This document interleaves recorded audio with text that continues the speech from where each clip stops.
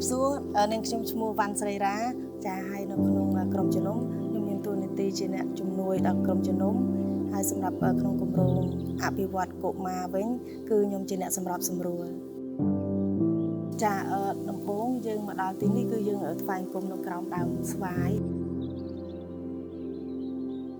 មុនដំបូងដោយសារយើងទៅចាប់ផ្ដើមចំណូលថ្មីអ្នកណាក៏គេមិនទុកចិត្តដែរហើយម្យ៉ាងវិញទៀតដោយសារយើងជាអ្នកជឿព្រះអង្គផងយើងដូចថាមានការរើសអើងពីសហគមន៍ដែរចាអញ្ចឹងគេមិនហ៊ានឲ្យកូនគេមកទេយើង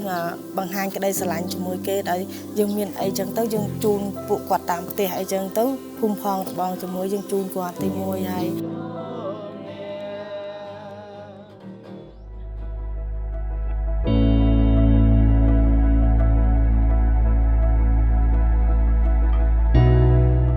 ខ្ញុំសប្បាយចិត្តមែនទែនព្រោះព្រះបានឆ្លើយតបនៅសេចក្តីអធិដ្ឋានរបស់ពួកយើងនៅទីនេះចាពួកយើងតែងតែអធិដ្ឋានថាសូមឲ្យព្រះអង្គបានប្រទានពរឲ្យយើងបានជួយអីដល់សហគមន៍ហើយពេលដែលយើងបានជាដៃគូហើយជាការឆ្លើយតបរបស់ព្រះអង្គ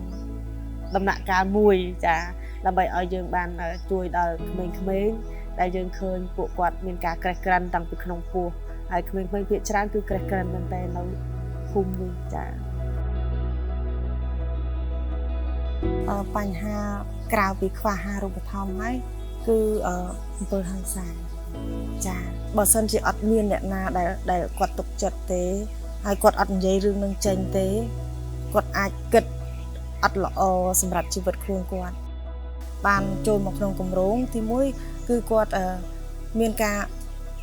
ស្រួលអារម្មណ៍គាត់មានក្តីសង្ឃឹមគាត់មានអំណរដោយមានអ្នកយកចិត្តទុកដាក់ជាមួយគាត់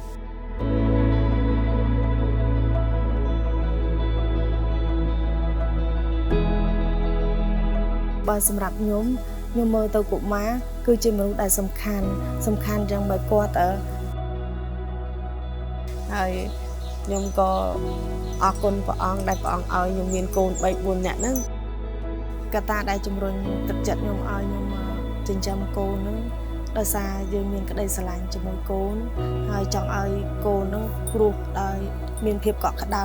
ព្រោះពួកគាត់អត់មានភាពកក់ក្ដៅពីឪពុកដោយសារអញ្ចឹងបាន